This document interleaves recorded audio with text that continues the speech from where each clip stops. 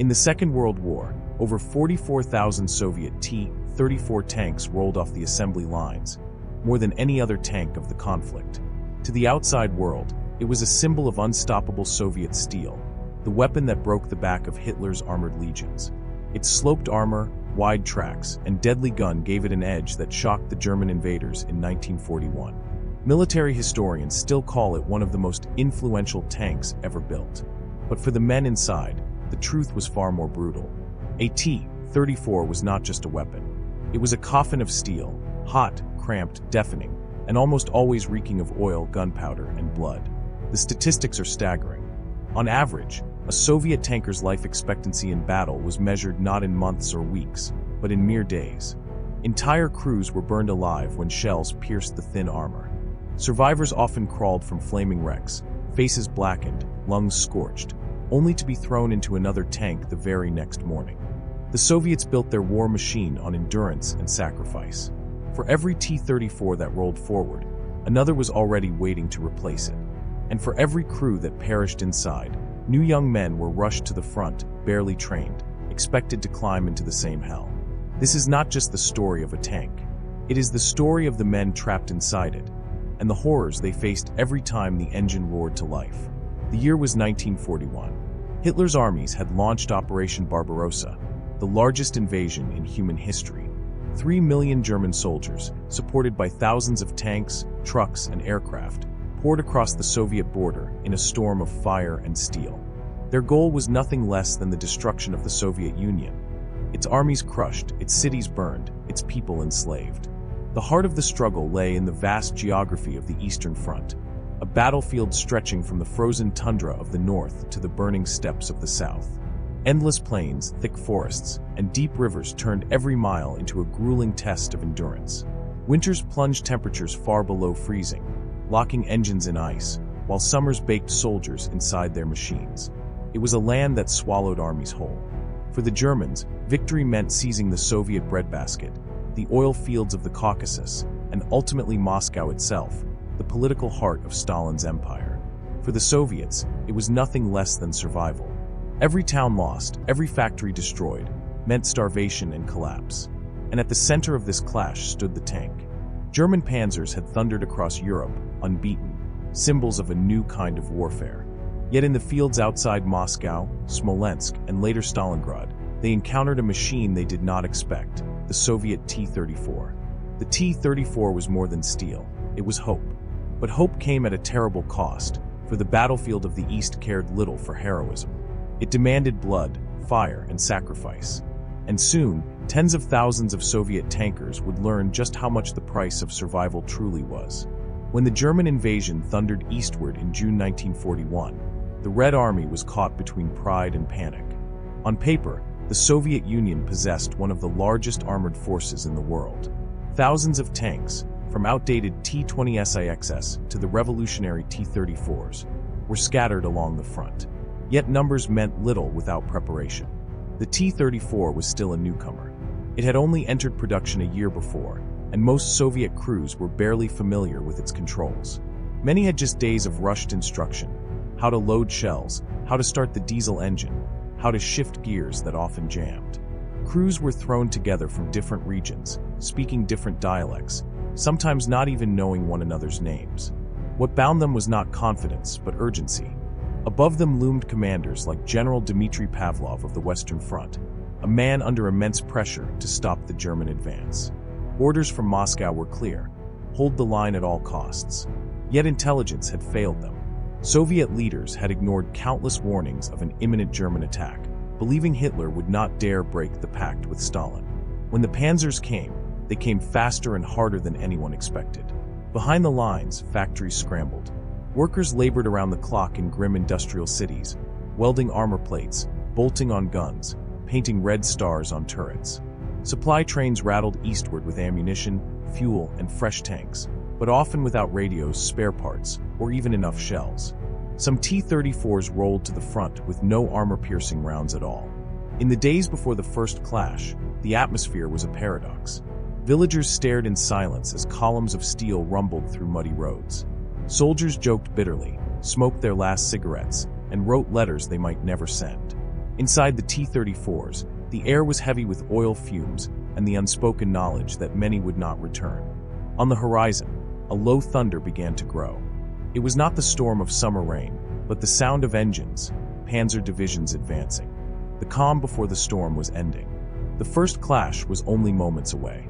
When the T-34 first rolled into battle in the summer and autumn of 1941, its presence was like a thunderclap.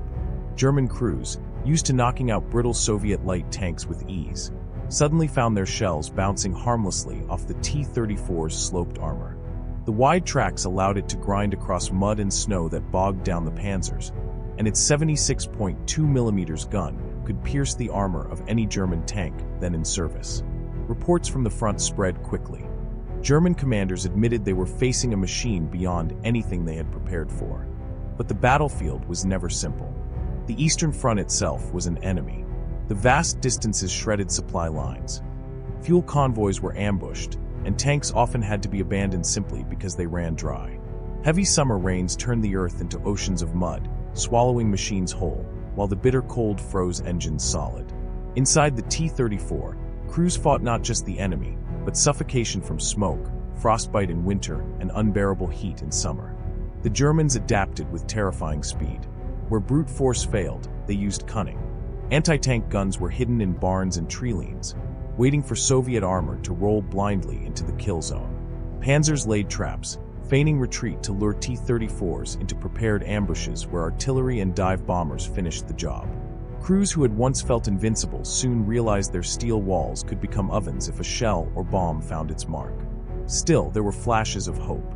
In some clashes, T-34 units smashed through German lines, their armor shrugging off hits as infantry cheered them forward. Tankers told each other stories of German soldiers running in panic at the sight of the new Soviet machine, of panzer crews abandoning their vehicles rather than face it head-on. For a brief moment, it seemed the tide could be turned by sheer willpower and Soviet steel. But victories were short-lived. For every village retaken, 3 more fell. For every German tank destroyed, Soviet crews paid with entire platoons. The reality of war was catching up. Training was poor, coordination broken, and replacements were rushed into battle with barely a week's instruction. What seemed like triumph was often only a pause before the hammer fell again. By late 1941, the front lines were littered with burned-out wrecks of T-34s, their turrets blown skyward, their crews buried where they died. The Germans had learned to fear the Soviet tank, but they had also learned how to kill it. And for the men inside those steel beasts, the true nightmare was only just beginning. The battlefield erupted in fire. Engines roared. Metal screamed. The clash between German panzers and Soviet T-34s reached its boiling point in the autumn and winter of 1941-42. Snow whipped across the plains, mixing with smoke and ash. The horizon was a jagged line of burning wrecks. The air shook with artillery thunder and the shriek of Stuka dive bombers. For tank crews inside their steel shells, the world collapsed into chaos. Inside a T-34, it was hell. The gun thundered with every shot, deafening in the cramped space. The air filled with choking fumes and the stench of sweat, oil, and cordite. Heat from the engine roasted their backs, even as frost crept along the walls.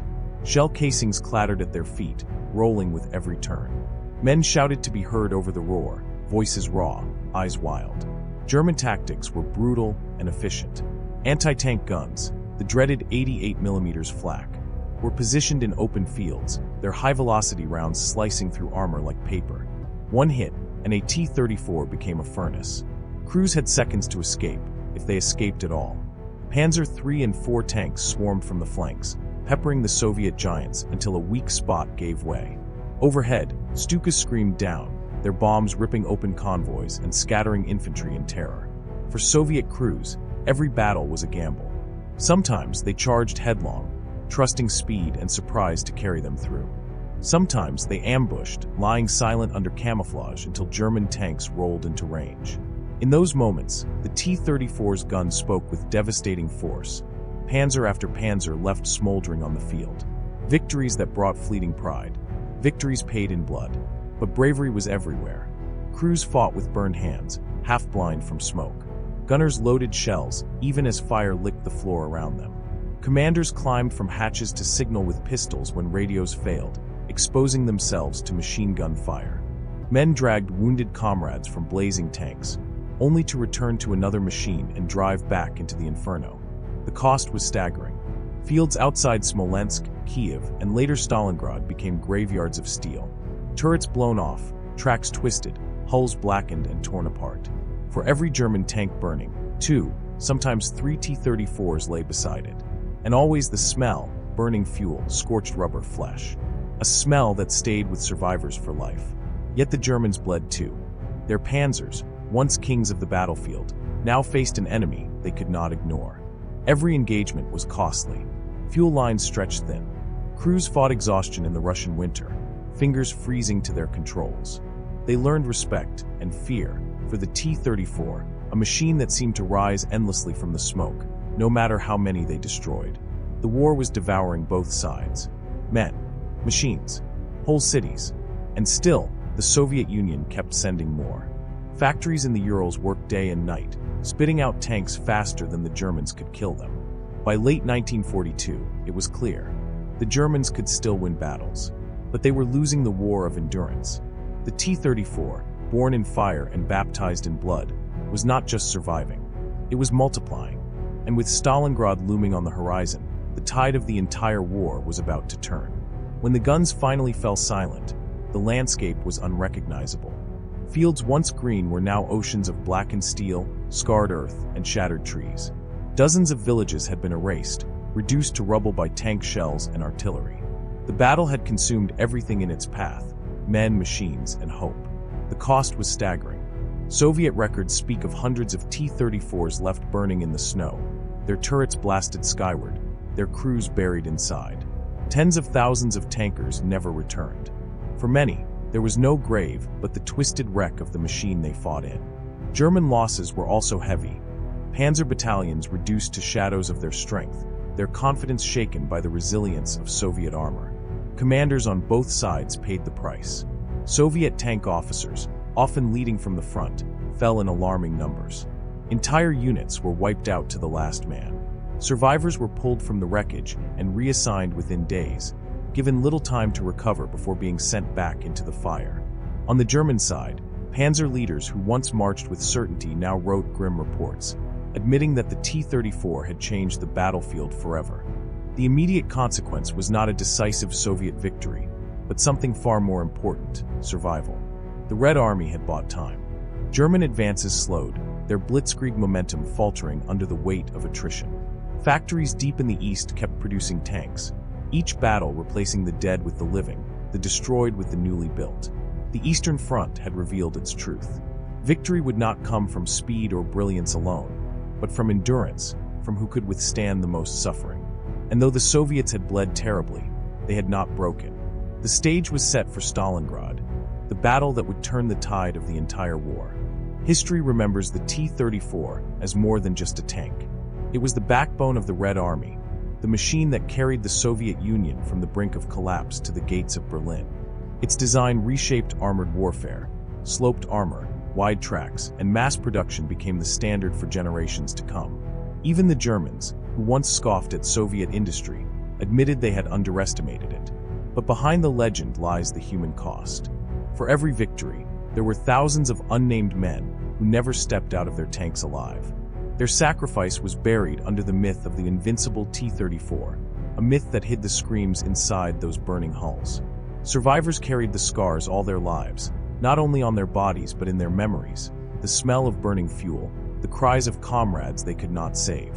Culturally, the T-34 became a symbol of Soviet resilience. It stood in parades, on memorials, in films that glorified its role in defeating fascism. Yet the truth is darker.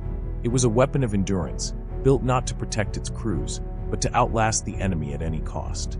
The lesson remains chillingly clear. Victory in war is never free. It is purchased always with flesh and fire. And when the engines of the last T-34 finally went silent, the echoes of those who died inside them did not.